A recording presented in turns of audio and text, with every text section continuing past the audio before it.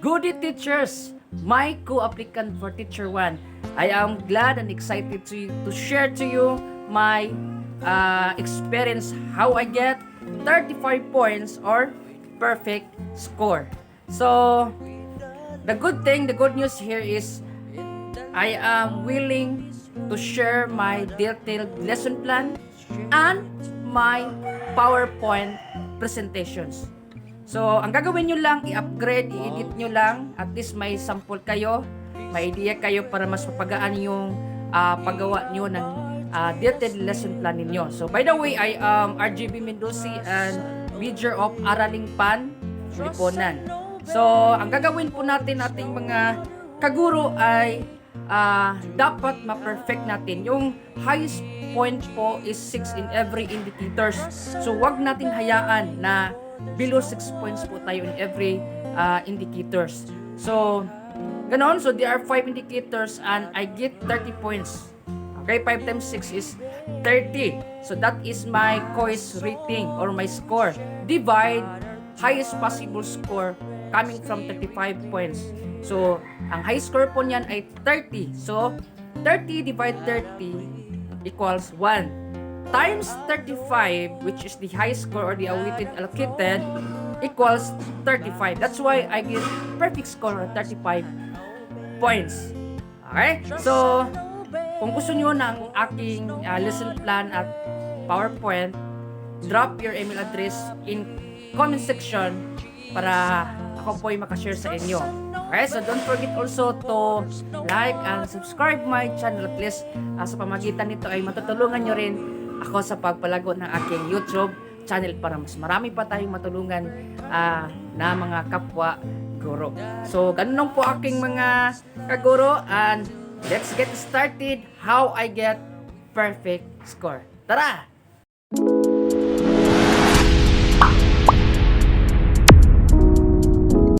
This is a channel of learning relating to educations, gardening, and songs. Please do subscribe for more updates. For a solid knowledge about the new guidelines on recruitment, selections, and appointment in the Department of Education, please download DO7 Series 2023. Now, this is the point system for comparative assessment for Teacher 1 positions. For educations, 10 points. Training, 10 points. Experience, 10 points. Lit rating, 10 points. PPST quiz or classroom observations or demonstration teaching is 35 points. And lastly, the PPST in quiz or teacher reflections form is 25 points. A total of 100 points. But the focus of this video is about the demonstration teaching. So our goal is to get a perfect score or 35 points. Again, the PPST classroom observable indicators or quiz is measured through classroom observations or demonstration teaching. Kaya bang makuha ang 35 points? Kaya or kayang-kaya? Kayang-kaya yan kasi ito ang purpose ng ating video. Para makuha natin ang perfect score ng quiz, ay aralin natin ang mga indicators kasi dito nagbabase ang mga observer or mga panel sa scoring. During ito sa ating demonstration teaching, always remember, lamang ang may alam. Tama ba ako? So, this is it. Here are the 5 indicators. In table 4.A, number 1, apply knowledge of content within and across curriculum teaching areas. Use a range of teaching strategies that enhance learning achievement in literacy and numeracy skills. Number 3, apply a range of teaching strategies to develop critical and creative thinking as well as other higher order thinking skills. 4, plan, manage, and implement developmental sequence teaching and learning processes to meet curriculum requirements and varied teaching contexts. Last, design, select, organize, and use diagnostic, formative, and summative assessment strategies consistent with curriculum requirements. Bawat indicators ay dapat ma-perfect mo. Each indicators ay 6 ang highest score at yun ang nangyari sa akin. Each indicators ay naka-receive ako ng 6 points kaya a total of 35 points. So let's start with the indicator number 1. So indicator number 1 is apply knowledge of content within and across curriculum teaching areas. During your demonstration teaching, dapat makita ng observer ang kanilang hinahanap sa iyo. Ang hinahanap nila ay ang na-apply ba ang knowledge of content within and across curriculum teaching areas. Para mas madali sa iyo, we have the key points on these indicators number 1. Key points number 1 is knowledge of content. Knowledge of content is a competencies that teachers are expected to master for them to teach efficiently and effectively. It is a teacher's knowledge about the subject matter. It encompasses facts, theories, principles, ideas, vocabulary, and more. The tips is dapat ma-master or expert ka sa subject matter or master ka sa competencies kahit hindi ka na nakatingin ng lesson plan mo, alam mo na kung ano ang iyong gagawin at dapat pedagogical content knowledge para sa specific teaching approaches and strategies that support student learning such as constructivist approach and collaborative approach. Key points number 2 under indicator number 1 is across curriculum teaching areas.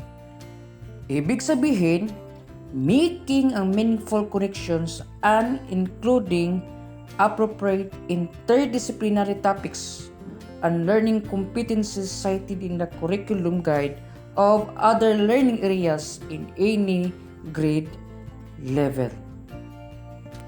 Pag sinasabing within curriculum, it is intradisciplinary. And the learning competencies cited in the curriculum guide is for a specific learning area for a specific grade level. So, across curriculum ay dapat sa demonstration teaching mo makikita ang ibang subject learning areas. The tips ko sa iyo ay dapat ma-integrate mo ang ibang subject sa main subject mo during your demonstration teaching. Ayos ba? So ito po yung interdisciplinary topics: English, Filipino, Math, Science, Araling Panlipunan, TLE, ESP, and MAPE. So, alam natin kung anong mga pwede nating gawin o mga activity kung ang pag-usapan ay i-integrate natin ang English sa main subject na iyong gagamitin during your demonstration. So, sa akin, for example, ito ay makikita niyo ito sa lesson plan ko. In my Araling Panlipunan, ang topic ko ay about civic engagement. I instruct my learners to guess the title of the songs when I sing about or related to the surrounding and society's activity. Halimbawa, ito yung laro o activity na ginagawa ko sa kanila. Awit ko, title nyo. So, I'll sing a song entitled Kapaligiran.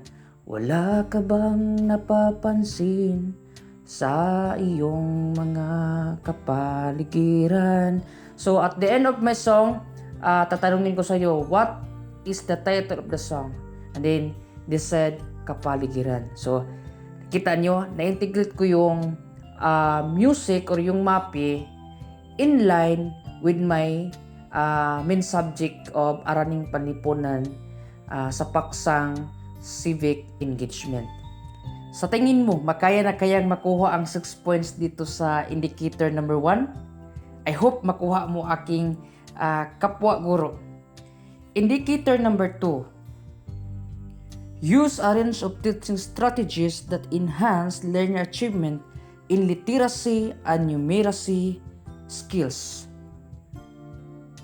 Sabi nga ng isang supervisor namin dito sa aming divisions during sa orientation ng mga teacher 1 applicant, sabi niya, ang hinahanap namin ay yung method or strategy. So ang ibig sabihin yun ay alam na rin nila ang body of knowledge. What they want to teach us is paano natin o ano ang strategy na meron tayo. The key points here are teaching strategy, literacy, and numeracy. That's the concept na dapat alam natin at ma-master natin. For literacy, this refers to the capability one acquires in order to read, understand, and construct textual material. This ability is useful in regular academic and non-academic situations and contexts within the school community and in different occupational areas. Literacy is not confined to merely learning to read and write. It is also encompasses a range of more complex skills, including the ability to apprehend ideas and concepts.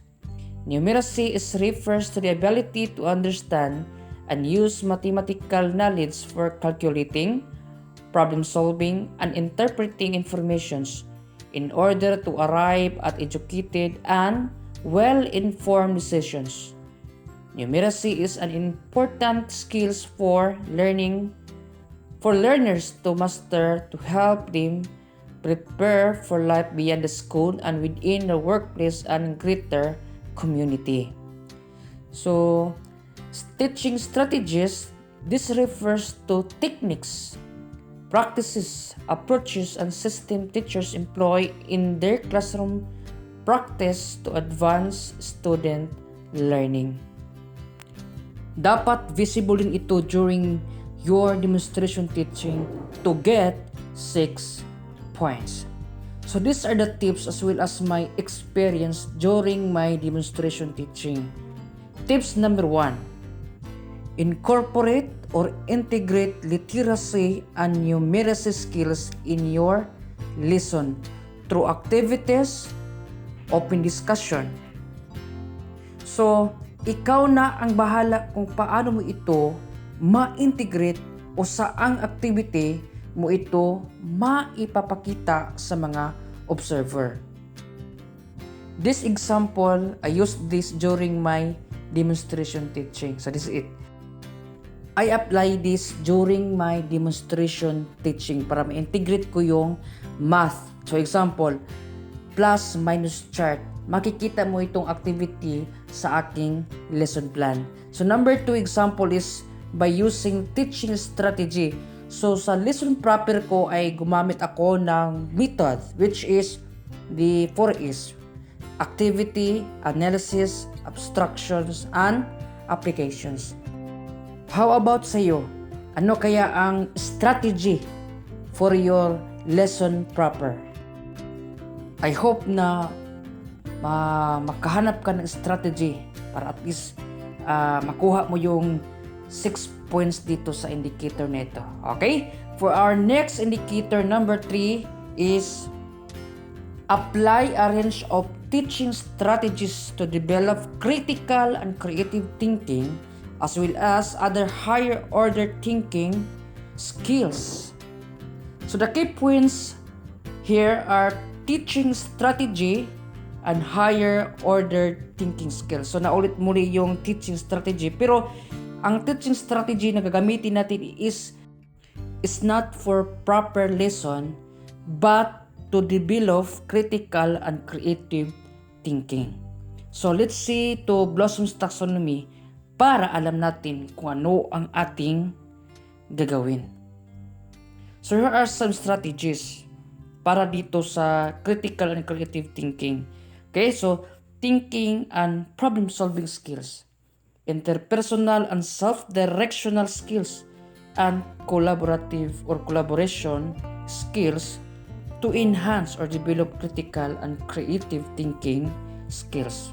For example, could you elaborate further on that point? Will you express that point in another way? So here, we always promote interactions among students, and we promote them to have a critical and creative thinking skills. In Bloom's taxonomy, according to the pictures from the bottom to top, saan dyan ang higher order thinking skills? Yes, tama. Analyze, evaluate, and create. Create is use existing informations to make something new. Invent, develop, design, compose, generate, construct. Sa halimbawang, will you express that point in another way? It really falls to the use of existing informations to make something new. So here are the lots and hats. Lots is more on what, who, where, when, whereas hats, you allow the student to go beyond the existing informations they know. Tama po ba? Okay, so number 4 indicators is plan, manage, and implement developmentally sequence teaching and learning processes to meet curriculum requirements and varied teaching contexts.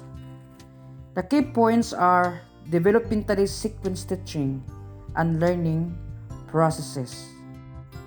Developmentally sequence teaching and learning processes refers to the order of activities that keeps learner engaged in the content and purposely scaffold learners toward achieving the lesson's objectives by maximizing allotted class time. So, ibig sabihin, may progression yung teaching learning processes. It is like a ladder of success. Para maging successful ang ating learners ay tinutulungan natin through scaffolding by being a good model, explaining how and why they do things to help the learners comprehend the content. As the learners now become more comfortable with the material, the assistance of the educator lessens, and the learner does more of the work on their own. And here are the tips under indicators. Number 4, scaffolding is everything or is a must. Number 2, keep learning activities contextualized. Ibig sabihin, your focus is to meet the needs ng mga learners. And last tips, focus the attentions on the objectives. Dapat lahat ng mga activities ay hindi mawala sa layunin. We're almost done. Can you get the 6 points here? I hope you get. Last indicator number 5 is design, select, organize, and use diagnostic, formative, and summative assessment strategies consistent with curriculum requirements. Our key points here is assessment. Huwag mong hayaan na hindi mo ma-assess ang iyong learners. So the 3 types of assessment here are diagnostic, formative, and summative assessment. So diagnostic happen before instruction. So kung nakikita nyo yung aking lesson plan, nilagay ko ito sa paganyak or motivations bago sa lesson proper. Next is formative assessment. It happened during instructions. And lastly, the summative assessment. It happens after instructions. So alam na niya ng mga observer na makikita yan sa ating evaluations or pagtataya. So ang tips ko under this indicator number 5 is prepare a set of questions, activities, or 4 performance tasks to assist the learner's knowledge before, during, and after instruction. So don't forget also to provide rubrics for activities or performance tasks. I hope na nakakatulong ako sa inyo aking mga kapwa teachers. Sana po ay ma-perfect nyo ang 35 points sa demonstration teaching. God bless, and also I am praying also to your next and last task, which is the so-called teacher reflection form. Bye-bye and God bless.